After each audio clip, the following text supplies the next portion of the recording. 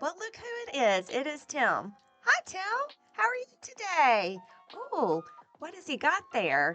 Looks like some type of box or even a toolbox, maybe? I do see the Epic t-shirt sticker on the side and our logo on top.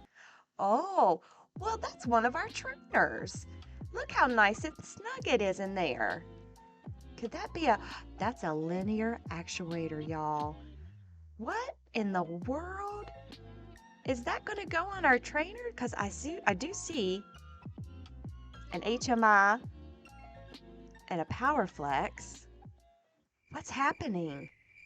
Oh my gosh, it goes on the side. How easy is that?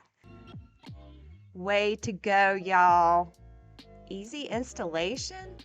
Seriously, it can't be that easy, right? Oh, look at that. Everything's just ready. Oh, and he's going to plug it in. What will happen? Hopefully no magic smoke. And we have lights. That is gorgeous.